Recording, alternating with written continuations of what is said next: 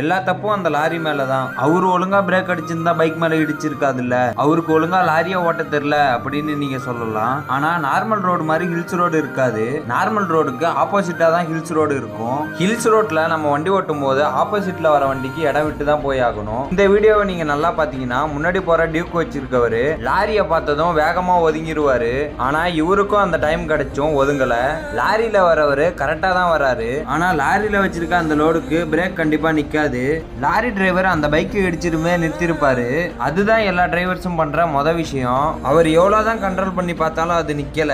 அவர் அதையும் மீறி பிரேக் பிடிச்சிருந்தா லாரி சாஞ்சிருக்க கூட வாய்ப்பு உண்டு. எவ்வளவுதான் எக்ஸ்பீரியன்ஸ் ஆன டிரைவரா இருந்தாலும் இதெல்லாம் கண்டிப்பா தவிர்க்க முடியாது. இந்த பைக்கர் கரெக்டா பார்த்து வந்திருக்கலாம். அவருக்கு கிடைச்ச நேரத்துல ஃபாஸ்டா ஒதுங்கி இருக்கலாம். ஆனா லாரி டிரைவர் அந்த இடத்துல பண்ணது சரிதான். இனிமேலாச்சும் நீங்க ஹில்ஸ்ல ரைட் பண்ணும்போது உங்க ஆப்போசிட்ல வர வண்டிக்கு கொஞ்சமாச்சும் வழி விட்டு போங்க.